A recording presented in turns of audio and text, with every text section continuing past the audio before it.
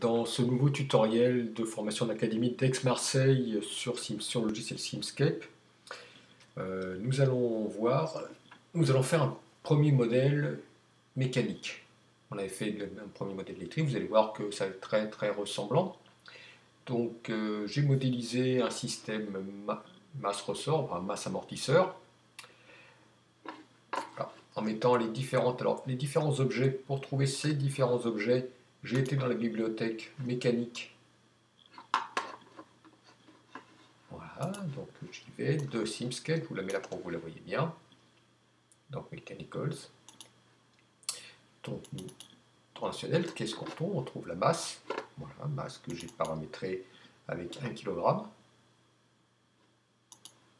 Okay. Donc dans cette masse, j'ai aussi mis une petite vitesse initiale, de manière à ce que tout cela démarre, sinon il faudrait que j'applique une force. Donc voilà, de 10 mètres par seconde.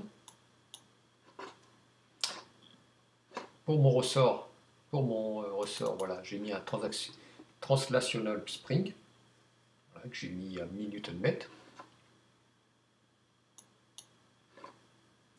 Et pour mon amortisseur, voilà, j'ai mis, pour mon amortisseur, j'ai d'abord mis une valeur de 0. Ben, l'idée c'est de faire varier cette valeur. On va laisser 0 pour l'instant et après on mettra 10. Bon, donc j'ai relié tout ça. Et j'oublie pas mon solver. Et là j'ai mis un capteur, donc là dans Mechanical Sensors, il ne faut pas oublier donc d'y mettre un capteur, donc il appelle un Ideal Translational Motion Sensor, dans lequel je pourrais avoir à la fois ma vitesse linéaire et ma position. Non.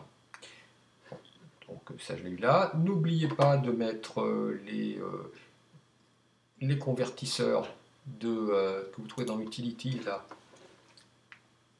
de signaux Simscape vers Simulink pour pouvoir attaquer l'oscilloscope que vous allez chercher dans la bibliothèque Syncs de Simulink. Alors, qu'est-ce que j'ai fait avec mon oscilloscope? Mon oscilloscope, je vais quand même vous montrer comment je l'ai paramétré. Donc j'ai mis 2 entrées, de manière à les avoir l'une sur l'autre.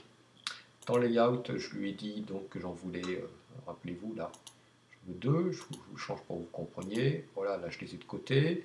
Voilà, moi j'ai fixé l'une au-dessus de l'autre. N'oubliez pas, ça c'est une fonctionnalité depuis 2016, hein, 2014, vous les aviez forcément l'une au-dessus de l'autre.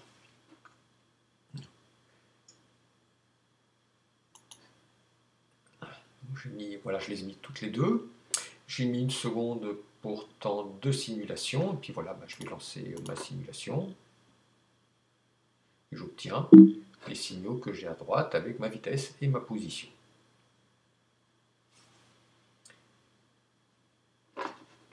Donc on va pouvoir changer la valeur du coefficient à l'amortissement. On peut le mettre 10.